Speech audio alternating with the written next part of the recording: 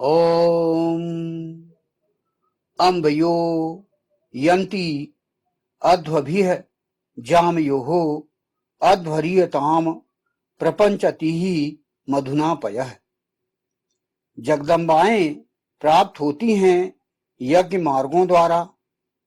रिश्तेदार हिंसा विहीन यज्ञ को प्राप्त होने वालों को अभिसिंचित करती हुई माधुर्य से पय को। यह मंत्र जो लिया गया यह ऋग्वेद के प्रथम मंडल के 23वें सूक्त का यह 16वां मंत्र है। इस मंत्र के ऋषि हैं भगवान मेधातिथि महिमत कांड और इस मंत्र का प्रमुख देवता या दिव्य विषय या मुख्य विषय है आपः। इस मंत्र का छंद है गायत्री और स्वर है षड्ज। यह जो प्रथम मंडल के 23वें सूक्त का जो मंत्र चल रहे हैं जिनकी व्याख्या यहां पर की जा रही है, इस 23वें सूक्त में कुल 24 मंत्र हैं और इस 24वें मंत्र का यह षोडश अर्थात 16वां मंत्र है।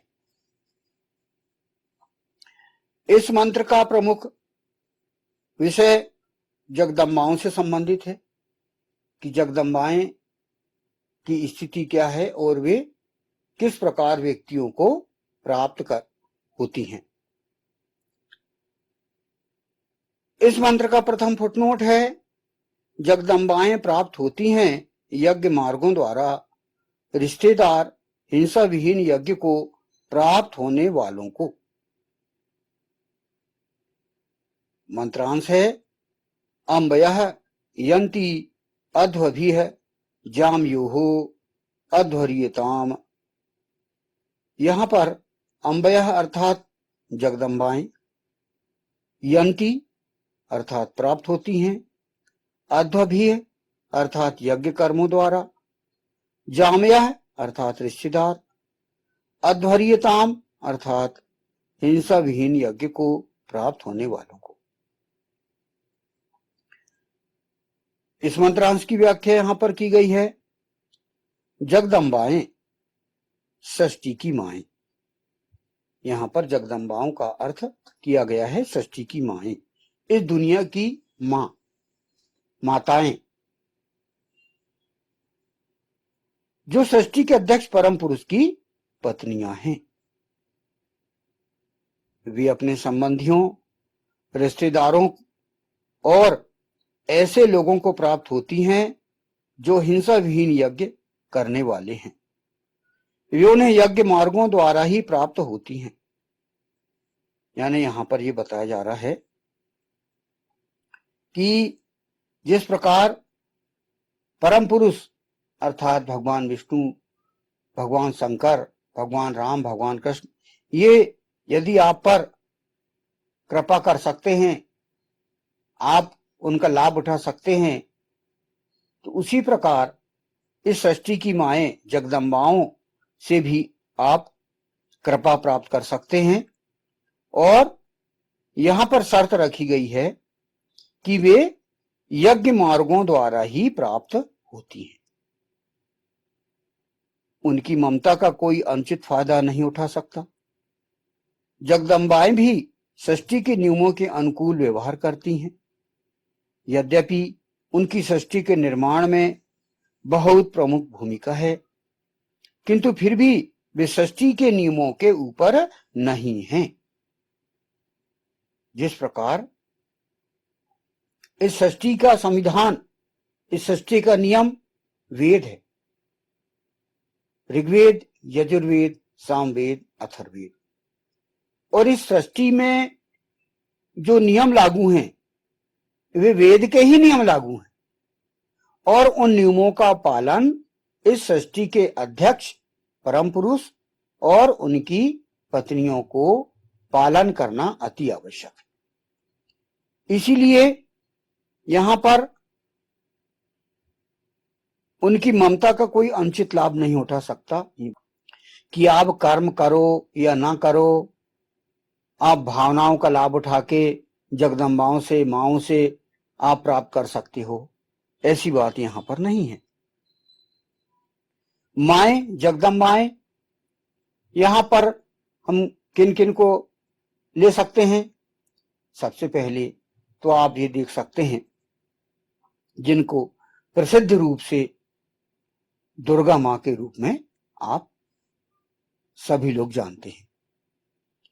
भगवान शंकर की पत्नी पार्वती जी और उनके 9 रूप, उनके 9 रूप जो है आप हर कोई उनसे परिचित है। और वे यदि दुष्टता यदि किसी ने किया तो वे जगदम्बाएं उनका संहार भी करती हैं। अर्थात उनके जो कर्म हैं वे दुष्टतापूर्ण हैं, राक्षसों जो कर्म है वे दुष्टतापूर्ण हैं, तो उनका संहार किया गया है। शुंभ, निशुंभ, महिषासुर और अन्य भी प्रकार के जो दुष्ट सतयुग में हुए हैं उनका उन माओं ने संहार किया है। क्यों? क्योंकि उन्होंने सत्पुरुषों का नुकसान किया है, हानि किया है, बच्चों, महिलाओं, उनका उन्होंने संहार किया दुष्टों ने। तो उनकी रक्षा के लिए ये 9 रूप आए और सत्पुरुषों, साधु व्यक्तियों का उन्होंने संरक्षण दिया। तो ये 9 दुर्गाएं हो गई जिनको भी आप यज्ञ कर्मों के माध्यम से प्राप्त कर सकते हैं। फिर है भगवान विष्णु की पत्नी मां लक्ष्मी। जो व्यक्ति धन प्राप्त करना चाहता है, धनी बनना चाहता है, तो उन पर भी लक्ष्मी जी की कृपा होना अति आवश्यक है, जब ही व्यक्ति धन प्राप्त कर सकता है। लेकिन उनके लिए भी यज्ञ अर्थात कर्म प्रमुख है। यहां पर यज्ञो वही श्रेष्ठतमम कर्म, यानी यज्ञ क्या है? यज्ञ है श्रेष्ठतम कर्म। ये सत्तर ब्राह्मण 1:7:1:5 में उल्लिखित है। इसी प्रकार 33 ब्राह्मण में है यज्ञो ही श्रेष्ठतमम कर्म। 33 ब्राह्मण का ये उदाहरण दिया गया 3:2:1:4 के अनुसार श्रेष्ठतम कर्म ही यज्ञ है, किंतु वे हिंसा विहीन होना आवश्यक है, तब ही जगदम्बाएं ऐसे व्यक्ति को प्राप्त होती हैं। ऐसे ही व्यक्ति को प्राप्त होती हैं जो अच्छे कर्म करते हैं। यज्ञ क्या कहा गया है? जगदम्बाएं प्राप्त होती हैं यज्ञ मार्गों द्वारा। तो यज्ञ मार्ग क्या है? यज्ञ मार्ग अर्थात सत्कर्म, अच्छे कर्म। ऐसे व्यक्तियों को ही जगदम्बाएं प्राप्त होती हैं। चाहे वे कितने ही रिश्तेदार हों, कितने ही आपके सगे संबंधियों हों, वे लाभ नहीं उठा सकते भावनात्मक रूप से जब तक वे हिंसा विहीन यज्ञ ना करें। हिंसा विहीन यज्ञ अर्थात बिना मार काट के, बिना मार धाड़ के आप अच्छे कर्म करें। हिंसा विहीन यज्ञ अर्थात आपके कर्मों में आतंक नहीं होना चाहिए, डरा के धमका के आप किसी को नहीं प्राप्त कर सकते। तो हिंसा विहीन यज्ञ, ऐसे काम, ऐसे अच्छे कर्म जिसमें हिंसा ना हो, जिसमें लड़ाई झगड़ा ना हो, जिसमें मारकाट ना हो, ऐसे काम।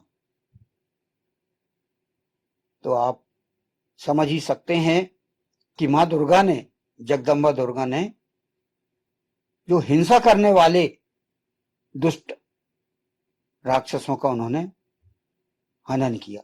क्यों? क्योंकि वो हिंसा सहित काम करते थे, हिंसा वाला काम करते थे, तो उनका हनन उन्हें करना ही पड़ा। उसी प्रकार यदि आपको धनवान होना हो तो मां लक्ष्मी की कृपा चाहिए, लेकिन उनको भी आप सत्कर्मों से प्राप्त कर सकते। आप ऐसे ही उनसे धन प्राप्त नहीं कर सकते, अच्छे कर्म करना पड़ेगा, अर्थात आपको मेहनत करना पड़ेगा। आपको अपना धनवान बनने के लिए अपने पूरी तरह से आपको यदि धन संपन्न ऐश्वर्यशाली बनना है, ऐश्वर्यवान बनना है, तो आपको मेहनत करना पड़ेगा। जैसे कि हम सामान्य रूप से जानते हैं कि बिना मेहनत के आपको वेतन नहीं मिलता, बिना मेहनत के आपको पैसे नहीं मिलते, वही व्यवस्था इस सृष्टि में लागू है। यदि आप अच्छी मेहनत करेंगे तो आप पर जगदम्बा लक्ष्मी जी की कृपा बनी रहेगी। उसी प्रकार मां सरस्वती जी, उनकी भी कृपा आप पर कब रहेगी? जब आप पढ़ेंगे, लिखेंगे, अध्ययन करेंगे, रिसर्च करेंगे, तभी आप पर मां सरस्वती की कृपा होगी। तो यदि आपको अच्छे बनना है, बुद्धिमान बनना है, तो मेहनत तो करना पड़ेगा, पढ़ाई लिखाई करना पड़ेगा, तभी आप पर सरस्वती जी की कृपा होगी। तो यहां पर तीनों प्रकार की जगदम्बाओं की यहां पर बात की गई, मां सरस्वती, मां लक्ष्मी और मां दुर्गा। ये आप पर तभी कृपा करेंगी जब आप हिंसा विहीन यज्ञ कर्म करेंगे। बिना मारधाड़ के, बिना मार काट के आप अच्छे कर्म करेंगे। और अच्छे कर्म यहां पर शतपथ ब्राह्मण और तैतृय ब्राह्मण में आपको बताया गया है कि यज्ञ वही श्रेष्ठतम कर्म, श्रेष्ठतम कर्म ही यज्ञ है, यज्ञ हो श्रेष्ठतम कर्म। तो इस प्रकार आप एनालिसिस कर सकते हैं कि आपको व्यक्ति कैसे प्रकार की जगदम्बाओं से आप कृपा प्राप्त कर सकते हो। यहां पर ये बताया गया। अब इसमें अगला फुटनोट है, अभिसिंचित करती हुई माधुर्य से पय को प्रपंचती ही मधुना पयः। प्रपंचती ही अर्थात अभिसिंचित करती हुई, मधुना अर्थात माधुर्य को, माधुर्य से, पयः अर्थात पय को। यहां पर इसकी व्याख्या की गई है, वे सृष्टि की माताएं हैं, वे माधुर्य से, अपने मधुर व्यवहार से अखिल सृष्टि को दूध पिलाती है। यानी यजुर्वेद में कहा गया है, आपको यजुर्वेद का जब ध्यान करोगे तो उसमें क्या कहा गया है, सा विश्वायु सा विश्वकर्मा सा विश्वधाया। यजुर्वेद के प्रथम अध्याय का द्वितीय मंत्र है। तो माओं को, माताओं को, नारी को यही कहा गया, सा विश्वायु, वह विश्व की आयु है, वह विश्व के, वह सा विश्वकर्मा, वह विश्व को कर्म करने वाली है, और वह दूध पिलाने वाली अर्थात पोषण करने वाली है। तो ये जो है इनका महत्व है। जिस प्रकार पुरुष का महत्व है सृष्टि में, उसी प्रकार नारी का भी महत्व है। और यहां पर वही बताया गया है, वे सृष्टि की माताएं हैं, वे माधुर्य से, अपने मधुर व्यवहार से अखिल सृष्टि को दूध पिलाती, अर्थात पालन पोषण करती हैं इस सृष्टि का। उन्हें बगैर प्रेम और स्नेह से प्राप्त नहीं किया जा सकता। पुराणों में लिखित इतिहास साक्षी है कि जब भी उनकी कुछ संतानों ने हिंसा का मार्ग अपनाया और मानवहित, जनहित किया, तो मधुरता और ममता से परिपूर्ण जगदम्बाओं ने अपनी ऐसी संतानों को दंडित करने में कहीं कोई कसर नहीं की। इसलिए जगदम्बाओं का स्नेह, प्रेम और ममता प्राप्त करना है, उनके माध्यम से सफलता प्राप्त करना है, तो सृष्टि की व्यवस्था के अंतर्गत क्या व्यवहार करना है, यह इस मंत्र में स्पष्टतः बतला दिया गया है।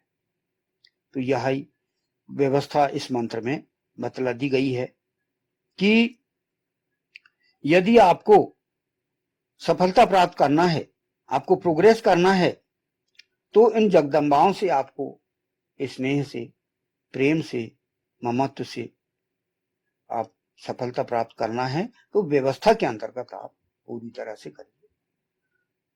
सृष्टि के जो नियम हैं, वेद के जो नियम हैं, उनका आप पालन करिए, आप पर इनकी कृपा बनी रहेगी।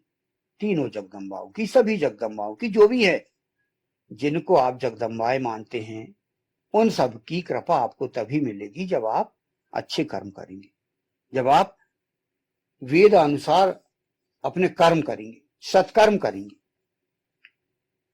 इसीलिए कहा गया है कि आप अपने इंद्रियों को वश में करिए, आप सत्कर्म करिए, वेदानुकूल कार्य करिए, वेद का अनुगमन करिए, और जो पुराणों के अनुसार सृष्टि के अध्यक्ष परम पुरुष भगवान विष्णु और उनकी पत्नियों जगदम्बाओं का आप अनुगमन करेंगे तो आपको अपार सफलता मिलेगी। इस मंत्र में बहुत ही महत्वपूर्ण बात आपको दी गई है कि जो जगदम्बाओं की कृपा चाहते हैं, जो सृष्टि की माओं की कृपा चाहते हैं, तो ये कार्य नीति इसमें बता दी गई है कि आप अच्छे कर्म करिए, यज्ञ कर्म अर्थात श्रेष्ठतम कर्म, उन कर्मों के आधार पर आप इन्हें प्राप्त कर सकते हैं और सफलता प्राप्त कर सकते हैं, और आप अपने जीवन में जो आध्यात्मिक सुख है, भौतिक सुख है, वो सब प्राप्त कर सकते हैं। तो इस प्रकार इस जो 16 मंत्र में आपको जो बताया गया है वह अति महत्वपूर्ण है। इनको आप सुनिए, समझिए, बार बार इन मंत्रों को आप अपने अध्ययन में लीजिए, और इस वीडियो को देखने सुनने के पश्चात आप अन्य लोगों को शेयर करिए और इसको सब्सक्राइब करिए। इस 16 मंत्र का यह भाष्य संपन्न हुआ। जगदम्बाएं प्राप्त होती हैं यज्ञ मार्गों द्वारा। रिश्तेदार इन सभी यज्ञ को प्राप्त होने वालों को अभिसिंचित करती हुई माधुर्य से पय को। ओम अम्बयः यन्ति अध्वभिः जामयोः अध्वर्यताम प्रपंचति ही मधुनापयः। ओम।